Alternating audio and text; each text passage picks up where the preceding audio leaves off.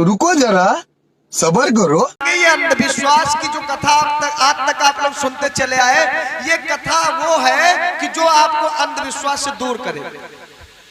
कुछ लोगों को शंका है कि यहाँ पर देवी और देवताओं की बुराई की जाती है, तो मैं सबसे पहले बता देना चाहता हूँ कि मैं यहाँ पर देवी देवताओं की बुराई नहीं करता हूँ, क्योंकि देवी देवता जो होते हैं वो सर्वशक्तिमान होते हैं। अगर देवी देवता के घर में, देवी देवता के मंदिर में आप बकरा की मनौती मानती हैं कि हमारी मन्नत पूरी हो जाए, अगर बकरा नहीं चढ़ाती है तो देवी मैया तुरंत सवारी ले लेती है कि तुमने बकरा नहीं चढ़ाया। गलत तो नहीं कह रहा हूं भैया? जो प्रसाद मानती हैं आप लोग, माताएं बहनें या भैया लोग, जब आप प्रसाद मानते हैं, अब भूल जाए प्रसाद ना चढ़ाएं तो तुरंत देवी देवता सवारी लेते कि तुमने प्रसाद माना था लेकिन प्रसाद नहीं चढ़ाया, क्योंकि देवी देवता उठा उठा के पटकने लगते हैं। वो सर्वशक्तिमान है, हर जगह विराजमान है, घट घट वासी है, कण कण में विद्यमान है, इसलिए वो सब सुनते हैं, सब देखते हैं और सब समझते हैं। मैं देवी देवताओं की बुराई इसीलिए नहीं करता हूं, क्योंकि अगर देवी देवताओं की बुराई करूंगा तो आप लोग मत डरे, आप लोग मत उकसे, आप लोग मत चिढ़े, क्योंकि बुराई हम उनकी कर रहे हैं तो दम होगी तो खुद ही हमको उठा के पटकते हैं। गलत तो नहीं कह रहे? क्योंकि हम जैसे चोरी आपकी करेंगे तो एफआईआर हमारी कौन करेगा? आप ही तो करेंगे। आपके घर में अगर कोई गलत काम करेंगे तो डंडा लेके आप ही तो आएंगे, दूसरा तो नहीं, पड़ोसी तो नहीं आएगा। तो बुराई हम जिसकी करेंगे वो आए हमारे पास भाई। और आपकी तो हम तारीफ कर रहे हैं, बड़ाई कर रहे हैं, आप अच्छे व्यक्ति, आपको तो हम भाई बुरा नहीं कर रहे। और मेन चीज क्या होता है, बुराई करते नहीं है, क्योंकि जो बुरे लोग होते हैं उनको बुरा लग जाता, क्योंकि जो सत्य होता है, जो सच होता है वो कड़वा होता है। जो आदमी बीमार होता है, बीमारी से ग्रस्त होता है, रोग से पीड़ित होता है, डॉक्टर के पास जाता है, जब डॉक्टर मीठी गोली देता है तो आराम से गटक जाता है, लेकिन फायदा नहीं होता है। लेकिन जब इतना बड़ा सिरिंज लगता है, देखने में तो डर लगता है, लेकिन जब घुस जाता है तो फायदा तुरंत करता है। तो जो दवा कड़वी होती है फायदा जल्दी करती है। आप लोगों को लगता है कि हम बुराई करते हैं, लेकिन आपने अगर विचार कर लिया, समझ लिया, तो मैं गारंटी लेता हूं कि आपका कल्याण हो जाएगा, आपका भला हो जाएगा, आपको कभी दूसरे के सामने हाथ फैलाने की जरूरत नहीं पड़ेगी। मैं लिखित दे सकता हूं। ये वो कथा है। बोध कथा का मतलब ही होता है ज्ञान की कथा। बोध कथा का मतलब ही होता है ज्ञान कथा। बोध माने होता है ज्ञान, जानकारी। और जहां पर जितने लोग बैठे हैं लगभग सभी लोग बौद्ध लोग बैठे हैं। बौद्ध का मतलब एक जाति से नहीं होता है। बौद्ध मतलब जो समझदार हो, जो ज्ञानी हो, जो जानकार हो, वही बौद्ध होता है। और जो कुछ नहीं जानता है वो अबोध होता है। जैसे छोटा बच्चा जब पैदा होता है और टॉयलेट करता है, हाथ से ऐसे ऐसे करने लगता है, तो उसकी मम्मी मारती है, तो दूसरे लोग समझाते कि मारो मत, ये अभी अबोध है, इसको बोध। तो आप कितने लोग बौद्ध है वो हाथ उठाएं, और जो अबोध है ना उठाएं। अच्छा, लगभग सभी लोग बौद्ध हैं, नीचे हाथ। गलत तो जबरदस्ती तो नहीं हाथ उठवाएं, इसका मतलब आप सभी लोग बौद्ध है ना। जबरदस्ती तो हमने नहीं बनाया आपको बौद्ध, आप अपने आप बन गए, अपने आप हाथ उठाए भाई। हम कहीं कहीं जाते हैं तो कहते हैं कि बौद्ध है ही नहीं। अरे बौद्ध नहीं है तो कहा अबोध भाई? कहो हम अबोध है। अबोध अगर हो गए तो मेंटल हॉस्पिटल में तुरंत एडमिट करवाया जाएगा। अबोध का मतलब पागल, जो कुछ न जानता हो। इन चीजों पे गौर करने की जरूरत है। तो आइए मैं 4 प्रश्न आपको बताता हूं और उनका जवाब अपने दिमाग से सोचना। आपको पूरी सृष्टि की रचना 4 वेद 6 शास्त्र 18 पुराण पढ़ने की जरूरत नहीं पड़ेगी। और 4 वेद 6 शास्त्र 18 पुराण जो है, इनकी पूरी सच्चाई मालूम हो जाएगी। ये सच में काल्पनिक है या ये सत्य है। 4 बातों से मैं सिद्ध कर रहा हूं, सुनिए।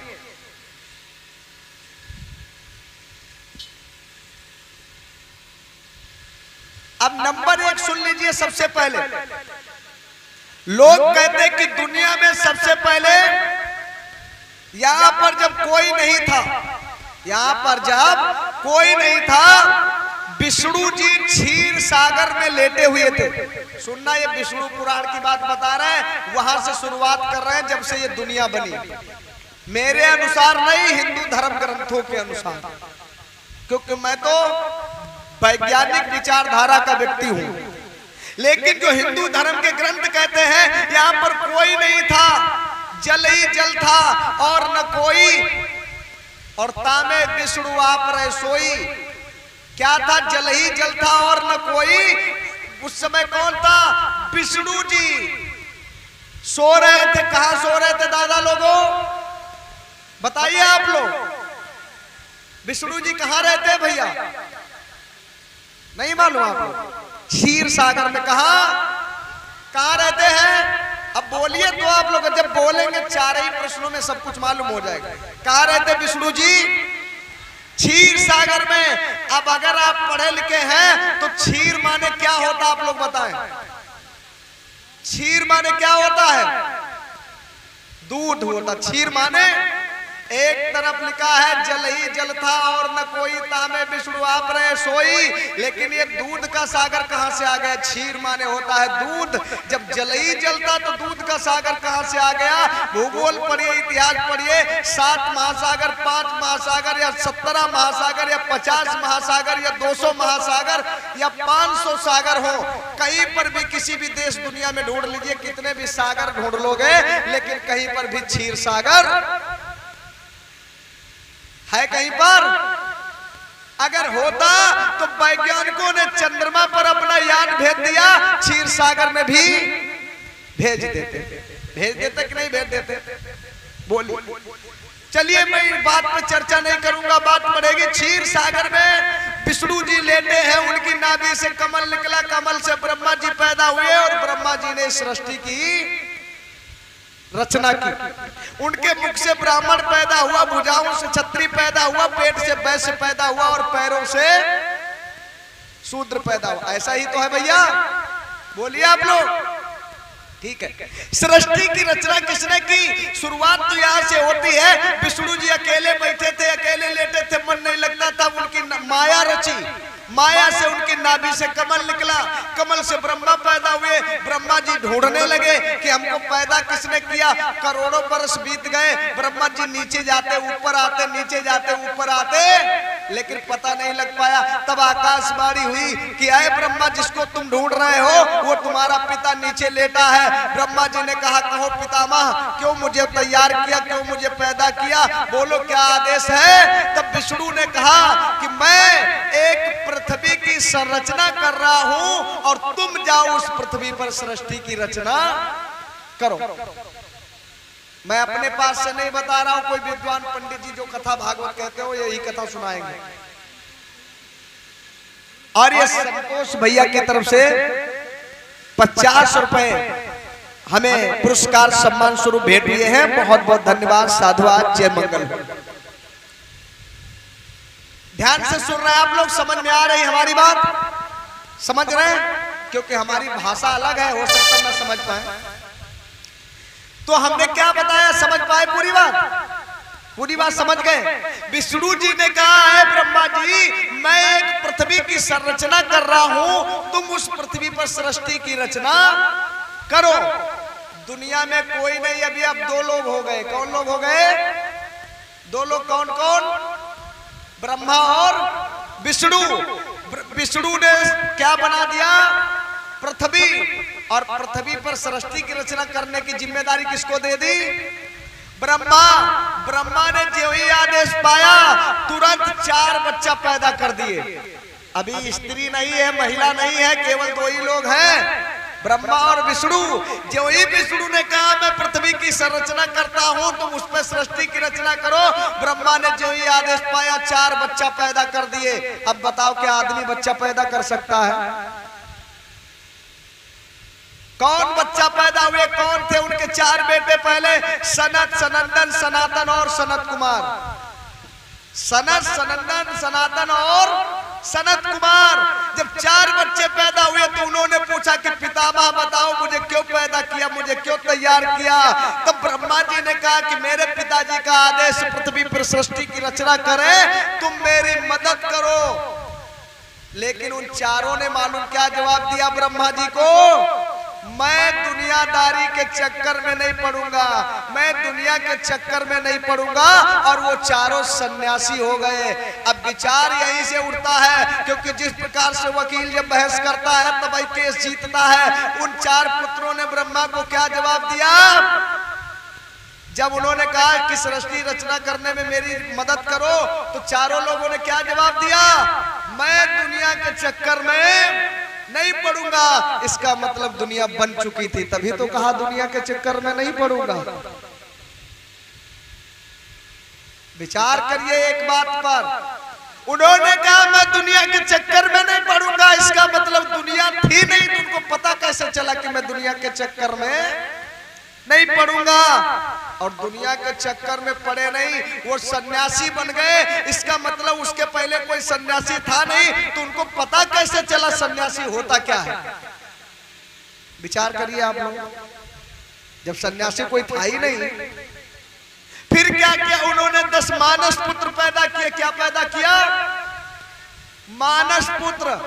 मन से, कान से, बाल से, दिमाग से, हाथ से, पैर से, पेट से, पता नहीं कहां से। क्योंकि आज के जमाने में सिस्टम 2 प्रकार के हैं, या तो ऑपरेशन से होता है या तो घर में होता है बच्चा, लेकिन उनके मन से भी हुआ, मुंह से भी हुआ, कान से भी हुआ, नाक से भी हुआ, पता नहीं कहां से 10 मानस पुत्र 10 जगह से पैदा हो गए। उन्हीं मानस पुत्र में एक महाराज मनु हुए। लोग कहते हैं कि मनुष्य रूपा से सृष्टि बनी। अब कुछ लोग क्या कहते हैं, 4 वर्ण जो बने हैं, ब्रह्मा जी के मुख से ब्राह्मण पैदा हुआ, भुजाओं से क्षत्रिय पैदा हुआ, पेट से वैश्य पैदा हुआ और पैरों से शूद्र पैदा हुआ। तो आप लोग पहली बात इस बात को समझें कि उनके ब्रह्मा के मुख से ब्राह्मण, भुजाओं से क्षत्रिय, पेट से वैश्य, पैरों से शूद्र पैदा हुआ और सृष्टि का निर्माण हो गया। तो आप विचार करो, जब ब्रह्मा जी ने ही सृष्टि बनाई, मुंह से ब्राह्मण पैदा कर दिए, भुजाओं से क्षत्रिय पैदा कर दिए, पेट से वैश्य पैदा कर दिए, पैरों से शूद्र पैदा कर दिए, ये मुस्लिम कहां से आ गए, ये सिख कहां से आ गए, ये ईसाई कहां से आ गए, ये हाथी घोड़ा बिल्ली कुत्ता ये कहां से आ गया?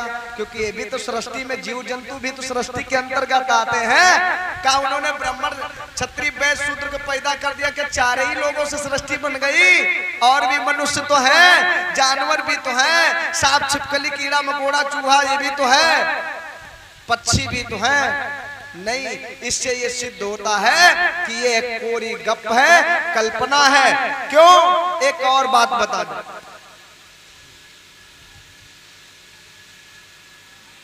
अगर उनके मुख से ब्राह्मण क्षत्रिय वैश्य शूद्र पैदा हुआ होता तो कक्षा 3, 4, 5 में आप लोगों ने पढ़ी होगी कथा आदिमानव की। कितने लोगों ने आदिमानव का नाम सुना है? आदिमानव का नाम कितने लोगों ने सुना? आदिमानव कैसा होता था? कपड़े कैसे पहनता था? कपड़ा नहीं पहनता था ना, क्योंकि उस समय कपड़े का आविष्कार नहीं हुआ था। लेकिन क्या ब्रह्मा जी की कहीं पर नंगी फोटो देखी आपने? विष्णु जी की कहीं पर नंगी फोटो देखी आपने? लक्ष्मी जी की कहीं पर नंगी फोटो देखी आपने? नहीं देखी। कपड़े का आविष्कार किसने किया? इंसान ने कि भगवान ने? बोलिए तो आप लोग, क्योंकि बात कड़वी लगेगी लेकिन हजम कर गए। सारी बातें समझ लीजिए, उसके बाद में हमसे सवाल जवाब भी कर लेना। कपड़े का आविष्कार किसने किया? किसने? इंसान ने कपड़े का आविष्कार किया। अगर भगवान पहले पैदा हुआ तो भगवान के पास कपड़ा कैसे पहुंच गया? इसका मतलब कपड़े का आविष्कार पहले हुआ, भगवान बाद में पैदा हुआ, तभी तो वो नंगा नहीं है। हथियार का आविष्कार किसने किया? तीर, तलवार, धनुष, भाला, बर्छी, कटार किसने बनाया? इंसान ने। अगर इंसान ने बनाया तो भगवान के पास पहले चक्र, गदा, त्रिशूल कैसे पहुंच गया? इसका मतलब लोहार पहले पैदा हुआ, क्योंकि लोहार न पैदा होता तो उसमें धार कौन लगाता? लक्ष्मी जी पहने हैं, पायल भी पहने हैं, झुमका भी पहने हैं, हार भी पहने हैं, और सुनार था नहीं तो ये आभूषण बना के तैयार किसने किए? इसका मतलब ये है सुनार पहले पैदा हुआ, ये देवी देवता बाद में, तभी तो इनके पास आभूषण पहुंचे। आदि मानव की फोटो कैसी होती है आप लोग देखे? बड़े बड़े बाल होते हैं, होते कि नहीं होते हैं? वो कैसे चलता है? लेकिन आपके विष्णु जी तो बिल्कुल फेशियल कराए बैठे, ये तो लगता ही नहीं कि आदि मानव के पहले के हैं। राम की फोटो देख लीजिए, क्या मालूम पड़ता आदि मानव के पहले के हैं? आदि मानव पहले पैदा हुआ नंगा रहता था, जंगलों में रहता था, घर नहीं थे, कच्चा मांस खाता था, खाने की कोई व्यवस्था नहीं थी, पत्थर के औजार रखता था, लोहे का आविष्कार नहीं हुआ था। जब कोई सामान ले जाता था तो खींच करके ढकेल करके ले जाता था, क्योंकि पहिया का भी आविष्कार नहीं हुआ था, आग की खोज नहीं हुई थी, इसलिए वो कच्चा मांस और कंदमूल फल खाता था। अब विचार करिए, जब कच्चा मांस आदि मानव खाता था, आग का आविष्कार नहीं था, आटा था नहीं, तेल था नहीं, चीनी था नहीं, कुछ था नहीं। आप लोग विचार करिए, चीनी किसने बनाई? भगवान ने कि इंसान ने? आटा का आविष्कार किसने किया? चावल का आविष्कार किसने किया? नमक का आविष्कार किसने किया? तेल का आविष्कार किसने किया? और भगवान के घर में जब 56 प्रकार का भोग बनता था तो वहां नमक, तेल, आटा, बेसन लेके कौन जाता था? अगर भगवान पहले पैदा हुआ तो उसके घर में तेल कहां से आता था? जो 56 प्रकार का भोजन, हलवाई कौन जाता था लड्डू बनाने? रिफाइंड कहां से आता था? कढ़ैया कहां से आई? चम्मच कहां से आया? कलछुला कहां से आया? बेलन कहां से आया पूड़ी बेलने के लिए? ये विचार करिए आप लोग। गलत तो नहीं बता रहे कहीं? गलत हो तुरंत टोक देना। और एक बात सुन लीजिए, जब पहिया की खोज इंसान ने की, किसने की? इंसान ने। अब आपके भगवान रथ से चलते थे, काहे से चलते थे? रथ से चलते थे। और जब रथ से चलते थे और पहिया की खोज आदिमानव ने की, और आदिमानव के पहले अगर भगवान पैदा हुए तो उनके रथ में पहिया बैरिंग कहां से आई? ये विचार कर लीजिए आप। और अगली बात, आदि मानव जब था तो हिंदी, उर्दू, संस्कृत, अंग्रेजी ये कोई भाषा नहीं थी कोई भाषा नहीं थी ना। और जब ये कोई भाषा नहीं थी, भगवान आदि मानव के पहले पैदा हो गया तो उसकी भाषा किसने समझी? जी वेद पुराण लिख दिए गए। इन चीजों को और समझ लीजिए। और असली बात एक और समझ लीजिए। कौन सी बात? क्योंकि जितने भी देवी देवता हुए सबके माता पिता थे, सब यहीं पर पैदा हुए। कोई ना क्षीर सागर में रहता था, ना कोई ब्रह्मलोक में रहता था, ना कोई कहीं रहता था। इसलिए अगर वो सर्वशक्तिमान होते तो आज के इंसानों ने हेलीकॉप्टर बना दिया, हवाई जहाज बना दिया, मोटरसाइकिल बना दी, बड़ी बड़ी अच्छी अच्छी कारें बना दी, अच्छी अच्छी बसें बना दी। अगर वो सर्वशक्तिमान होते तो कोई गधा पे, कोई बैल पे, कोई घोड़ा पे, कोई हाथी पे, कोई कछुआ पे, कोई मुर्गा पे, कोई कुत्ता पे, कोई कौवा पे सवार होके नहीं चलता। सर्वशक्तिमान होते कोई बना लेते अपना सवारी वाहन, बढ़िया बना लेते ना। उनसे तो बढ़िया हमारे नरेंद्र मोदी जी देखो कितने करोड़ों अरबों वाला जहाज ले आए, नहीं लाए।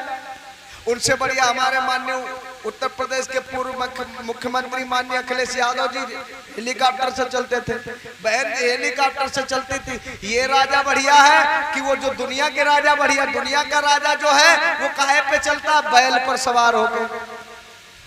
दुनिया का राजा कौन है? बड़े राजा माने जाते, ब्रह्मा विष्णु महेश, तीन ही लोग माने जाते कि नहीं माने जाते? माने जाते। और शंकर जी काहे पे बैठते हैं? बैल पे। उनकी सवारी का है बैल। और उनका खाना पीना का है गांजा, भांग, धतूरा, अफीम, चरस, जितने नशे वाली चीज धतूरा, भांग वगैरह चढ़ाओ उतने जल्दी भगवान खुश। और खुश क्यों? क्योंकि जब आदमी नशे में हो जाता तो भूल जाता, पैसा वाला हो जाता, जो मांगो वो दे देता है। हम नहीं कहते हैं शिव पुराण पढ़ लीजिए, उन्होंने जिसको वरदान दिया और बाद में खुद ही चक्कर में पड़ गए, आफत में पड़ गए। भस्मासुर को दिया, जालंधर को दिया, पता नहीं कितने लोगों को वरदान दिया, क्योंकि गांजा भांग के नशे में रहते थे, नशे में जाने ही नहीं पाते थे। क्या हम कहने जा रहे, हाँ वो मस्त हो, और बाद में जब आफत आती थी तो भागते थे दुनिया भर में। ऐसे ऐसे भगवान दुनिया में है, ये भगवान नहीं है, ऐसे भगवान नहीं है। क्योंकि अगर भगवान को पूछते हो, माताओं बहनों आप लोग विचार कर लीजिए, जैसे भगवान को पूजोगे, जैसे देवता को पूजोगे, जैसे देवी को पूजोगे, उसी प्रकार के आपके घर में बच्चे पैदा होंगे। जो शंकर जी की पूजा करता है, ज्यादा से ज्यादा पूजा करता है, अगर किसी का लड़का शंकर जी के जैसा हो जाए, करिया कलूटा राख लपेटे, माटी लपेटे, डमरू बजाने वाला, गांजा पीने वाला, भांग खाने वाला, धतूरा घोटने वाला, अगर लड़का पैदा हो जाए तो क्या अच्छा लगेगा? शादी हो जाएगी, विवाह हो जाएगा, बारात हो जाएगी, बारातों ना हुई। जब लड़का गांजा पी रहा, लड़का धतूरा पी रहा, लड़का भांग खा रहा है, तो बताइए क्या भैया बारात होगी? क्या कोई चाहता है कि हमारा लड़का शंकर जैसा पैदा हो? बताइए कितने लोग चाहते हैं, हाथ उठाइए। कसम है आपको शंकर भगवान की, बताइए कितने लोग चाहते हैं हमारा बेटा शंकर जैसा बन जाए? कैमरा लगाओ भैया, पुष्पेंद्र। कितने लोग चाहते हैं शंकर जैसा हमारा बेटा पैदा हो? बताइए माता बहनों, चाहते हैं बच्चा पैदा हो शंकर जैसा? शंकर जी के जैसा बच्चा पैदा हो आपके वहां? हाथ हिला के बताइए हाँ, और नहीं तो ना, ऐसे बताइए। चाहते हैं बच्चा पैदा हो शंकर जैसा? कितने लोग चाहते हैं? कोई नहीं चाहता, तो हाथ उठा के बताइए तो, कैमरा में हम देखें तो। नहीं, हाथ दोनों उठाइए, दोनों हाथ। जो नहीं उठा रहे इसका मतलब अम्मा बहनी चाहती कि हमारे घर में लड़का करिए कलूटा शंकर जी से पैदा हो। उठाइए, बताइए जल्दी से। ठीक है, नीचे कर लीजिए। जो बजरंग बली की पूजा करता है, मैं निंदा नहीं कर रहा हूं, मैं बुराई नहीं कर रहा हूं, असलियत बताता हूं, क्योंकि आप भक्त नहीं है, ऊपर मन से भक्ति करते हैं, अंदर से भक्ति नहीं करते हैं। क्योंकि पूजा तो हनुमान जी की करते हैं, लेकिन लड़का कोई नहीं चाहता कि हमारा लड़का बंदर जैसा पैदा हो जाए। चाहता कोई कि बंदर जैसा मुंह हो और उसके पूंछ लगी हो? बताइए कितने लोग चाहते हैं? क्या भैया चाहते हैं आप लोग हनुमान के जैसा लड़का पैदा हो आपके घर में? कोई चाहता है? नहीं चाहता। दुर्गा जी की पूजा जितनी अम्मा करती हैं, कितने लोग चाहते हैं कि हमारी बिटिया के 8 हाथ हो जाए, 8 हाथ वाली बिटिया पैदा हो? चाहता कोई? इसका मतलब ऊपर मन से भक्ति करते आप लोग, अंदर से भक्ति नहीं करते। क्योंकि आप लकीर के फकीर हैं, देखा धोनी में धर्म अपनाए हैं, धर्म चला रहे हैं। क्या कोई प्रकट हो गया? तो कहने का मतलब आप भक्ति करते हैं, लेकिन सच्चे मन से नहीं करते हैं। तो एक बात और आप लोगों को बता रहे हैं, उसके बाद में अपनी वाणी को विराम देंगे, क्योंकि हम ज्यादा बोलने के लिए समस्या है, इसलिए बोलने लगते हैं तो मन नहीं मानता है। बहुत बता दिए, 2 बातों की बात थी, बहुत बता दिए। तो आप लोग एक साथ में बोलना, कसम है आप लोगों को, अगर चाहते हैं कि ये दुनिया, ये देश महापुरुषों का देश हो, तो साथ में बोलना। 2 बातें हम कहेंगे और 2 बातों का जवाब देना, भगवान या इंसान। इतना बोलना है, जो काम भगवान ने किया वहां पे कहना भगवान, और जो काम इंसान ने किया वहां वो कहना इंसान। इस देश दुनिया में जो कुछ भी देख रहे हैं, जितने शहर, जितने गांव, जितनी बाजारें, ये शहर गांव बाजार किसने बनाया, किसने बसाया? भगवान ने कि इंसान ने? बताइए, बोलिए एक साथ में अम्मा बहनों सभी लोग। इतने लोग बैठे, आप लोग आवाज नहीं लगा रहे, गलत चीज है। इसका मतलब बेमन कथा सुन रहे हैं। जितनी जल्दी हमारी ये 4-5 बातें खत्म, उतनी जल्दी झांकी देखिए आप। बताइए, ये बाजार शहर गांव किसने बसाए? भगवान ने, इंसान ने? इंसान ने। ये ईंट का निर्माण किसने किया? सरिया का निर्माण किसने किया? आवाज आनी चाहिए, कैमरे तक पहुंचे आप लोगों की आवाज, जोर से बोलिए। ईंट का निर्माण किसने किया? सीमेंट का निर्माण किसने किया? सरिया का निर्माण किसने किया? और दीवार किसने बनाई? मंदिर किसने बनवाया? मंदिर की डेंट पेंट किसने की? मंदिर में जो मूर्ति बनी उसको किसने बनाया? उस भगवान को किसने बनाया? तो उसका बाप कौन हुआ? उसका बाप कौन हुआ? हम नहीं कह रहे हैं, आप लोग कह रहे हैं, हम नहीं कह रहे हैं। तो भगवान अगर नाराज होंगे किससे होंगे? हमसे होंगे कि आप लोगों से? हमने कहा ही नहीं भैया, आप लोग कह रहे हैं। तो इंसान बड़ा कि भगवान? इंसान न होता मंदिर न होता, इंसान न होता ईंट न होती, इंसान न होता सरिया न होती, इंसान न होता भगवान नहीं होता, और इंसान न होता तो कोई धर्म नहीं होता, इंसान न होता तो ये मजहब नहीं होता, इंसान न होता तो ये जातिवाद ऊंच नीच छुआछूत कुछ नहीं होता। क्योंकि धर्म को बनाने वाला कौन? इंसान। और धर्म को प्रचारित करने वाला कौन? इंसान। और धर्म को मानने वाला कौन? इंसान। पाखंड क्या होता है माताओं बहनों? सुन लीजिए, पाखंड वही होता है जिसके बारे में हम जानते नहीं है, सिर्फ मानते हैं। जिसको जानते नहीं है, सिर्फ मानते हैं, यही है पाखंड, और कोई पाखंड नहीं है। और यहाँ पर जो बात चल रही थी राम और कृष्ण की, तो आप लोग और बात सुन ले। अभी कन्हैया जी की जयंती आने वाली है। कन्हैया जी कब पैदा हुए? लोग कहते कि भादौ की अष्टमी में रात को 12 बजे। लेकिन आप लोग अगर पढ़े लिखे हैं, इतिहास पढ़ लीजिए, घड़ी का आविष्कार कब हुआ? घड़ी का आविष्कार कब हुआ? घड़ी का आविष्कार हुआ कलयुग में। और कन्हैया जी पैदा कब हुए थे? द्वापर में। तो पता कैसे चल गया कि वो 12 बजे पैदा हुए जब घड़ी थी नहीं? इन चीजों को विचार। और उस समय मान लेते घड़ी थी भी, जब कन्हैया जी पैदा हुए तो भागवत कहती है सारे पहरेदार रिश्तेदार वहां के सब सो गए थे, वहां कोई जग ही नहीं रहा था। तो टाइम देखा किसने? ये मानने वाली बात है। तो मेन चीज क्या है? हमारे यादव समाज के भैया लोग यहाँ पर कितने लोग बैठे? हाथ उठाएं। यादव समाज की बिटिया हो तो कितने लोग बैठे? हाथ उठाए भैया लोग। यादव समाज के हमारे भैया लोग कितने लोग हैं? एक भैया लोग केवल। ठीक है, कोई बात नहीं। तो आप अगर यादव समाज से हैं तो एक किताब आती है यादव शक्ति पत्रिका। कौन सी किताब? यादव शक्ति पत्रिका। उसको पढ़ लीजिए। कन्हैया और कृष्ण दो हुए, लेकिन आपको बताया गया कि कृष्ण और कन्हैया एक ही है। जो कृष्ण थे वो यदुवंशी थे, यादव थे, और जो कन्हैया थे वो यादव नहीं थे। वो लड़के किसके थे? वासुदेव और देवकी के। उनका लालन पालन हुआ था नंद बाबा के वहां, जो यादव थे, और नंद बाबा के वहां रहे। और नंद बाबा की भतीजी सुभद्रा को पांडवों के साथ में भगा दिया, अर्जुन के साथ। कहावत चलती है कि जहां खाया वही छेद किया। भागवत को अच्छी तरह से पढ़ लीजिए। यदुवंश का अगर विनाश हुआ तो सिर्फ कन्हैया के कारण हुआ, कपिल मुनि के श्राप से। मैं नहीं कह रहा हूं, भागवत कह रही है। और एक बात बता दें, यदुवंश का संस्थापक कौन था? आप लोग अगर सुनने आए तो ये बात नोट कर लीजिए, क्योंकि जो अपने वंश, अपनी जाति, अपने गोत्र को नहीं जानता, समझिए वो कुछ नहीं जानता।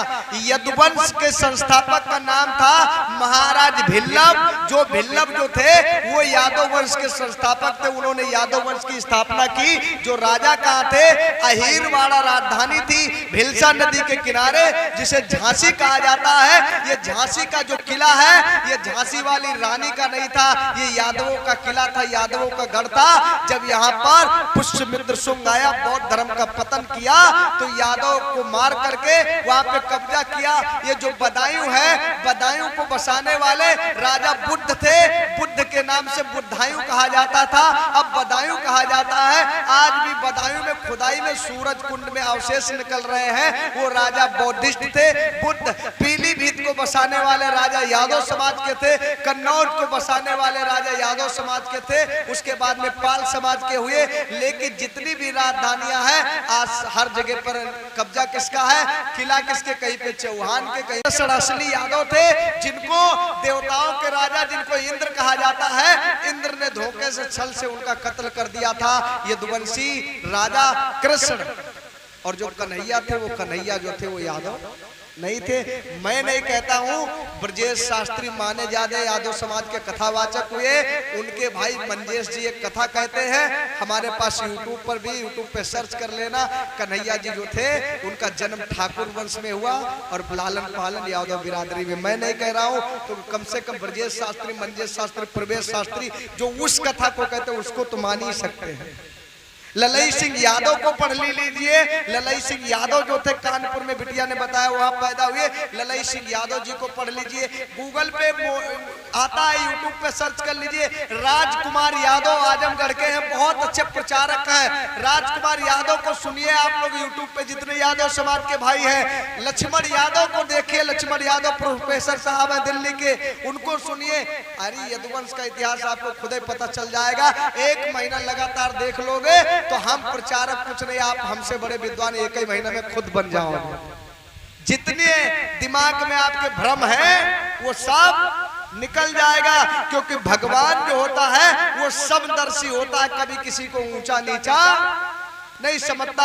और जो ऊंच नीच करता है वो भगवान नहीं होता है, क्योंकि आज संविधान के पहले बाबा साहब ने जो संविधान बनाया, यहाँ पर चलता था क्या, मनुस्मृति। मनुस्मृति में नियम था, स्त्री शूद्रो विद्या नाधीयताम, स्त्री और शूद्रों को विद्या पढ़ने का कोई अधिकार नहीं। क्यों? क्योंकि अगर ये पढ़ जाएंगे तो इतिहास जान जाएंगे, इतिहास जान जाएंगे तो ये प्रश्न करेंगे, अगर ये प्रश्न करेंगे तो हम लोग इनसे टक्कर नहीं ले पाएंगे। इसलिए हमको विद्या से दूर रखा गया। आज आर्य बौद्ध अगर न पढ़े होते तो क्या ये चीज जान पाते? नहीं जान पाते।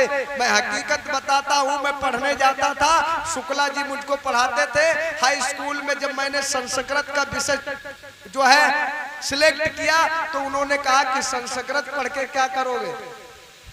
और यादव समाज से भैया लोगों को और एक बात बता दे, हम भी जाटो नहीं है, हम भी ओबीसी समाज से हैं। हो सकता कुछ कम लोग जानते हो, मैं मौर्य बिरादरी से हूँ। मौर्य बिरादरी जानते हैं? हम भी ओबीसी समाज से हैं। कभी हमको भी लगता था हम शूद्र नहीं हैं, शूद्र तो खाली जाटो लोग होते हैं। बाद में जब हमने इतिहास पढ़ा तब लगा कि हम भी शूद्र हैं। हम भी बहुत बजरंगबली को पूजते थे। कब? जब कक्षा 1 में पढ़ने जाते थे, हनुमान चालीसा हमको आज भी याद है। रामायण महाभारत किताबें हमारे बप्पा लाए के खूब रखे थे घर में, खूब पढ़ते थे। लेकिन हाई स्कूल में हम फेल हो गए, उसी दिन से हम पढ़ना छोड़ दिए। जितना समय हनुमान चालीसा में लगाते थे और उतना समय लगाने लगे पढ़ने में।